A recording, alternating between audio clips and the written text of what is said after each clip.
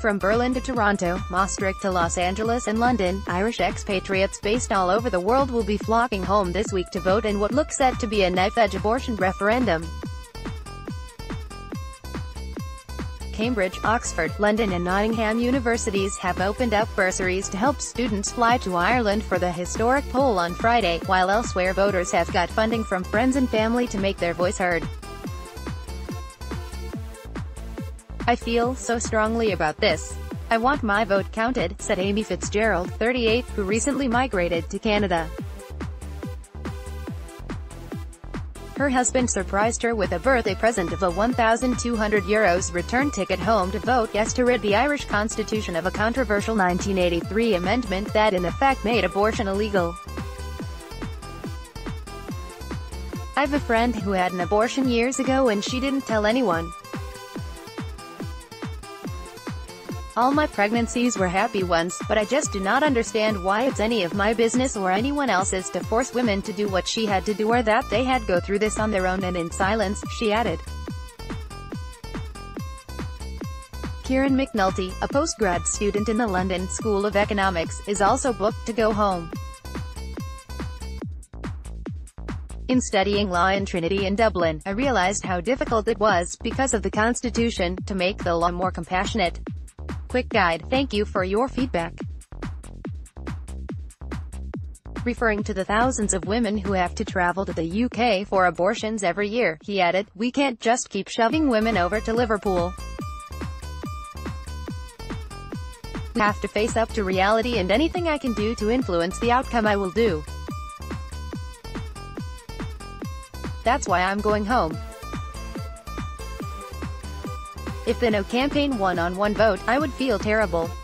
The referendum will be one of the toughest tests faced by the Irish Taoiseach, Leo Varadkar, since he came to power a year ago.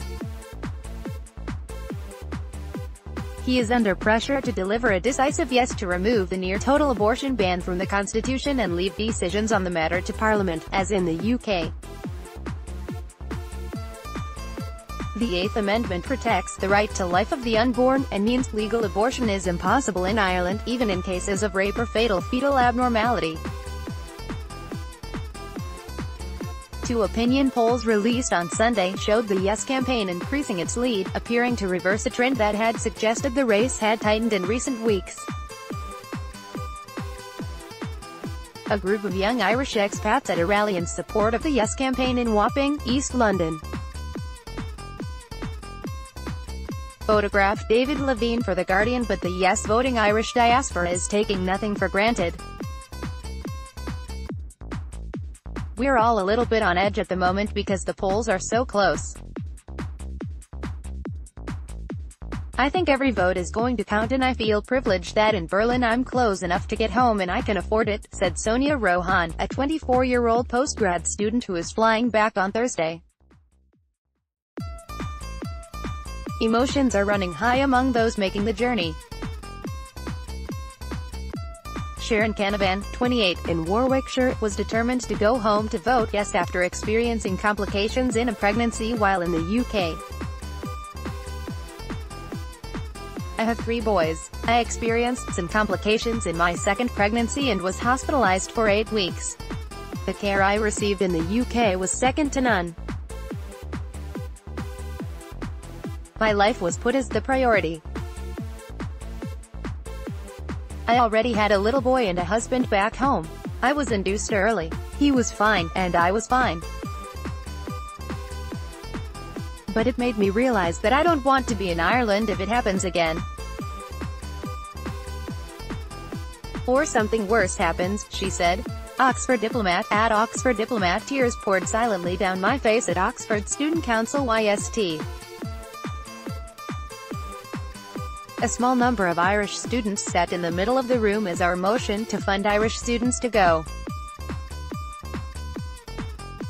"I'm exhausted, grateful, emotional. The constitutional amendment was a very blunt instrument," said Seanan McBrady, a 27-year-old admin worker in Hampshire, who is making a 14-hour rail and ferry journey back to vote no. Audrey Bowman, at Audrey Bowman 10, "I have been waiting for this referendum all my life. for my fellow Irishmen. For all the Irish women travelling today, this weekend. Others caught up in the excitement about the referendum include older immigrants who have been out of the country for too long, more than 18 months, to vote.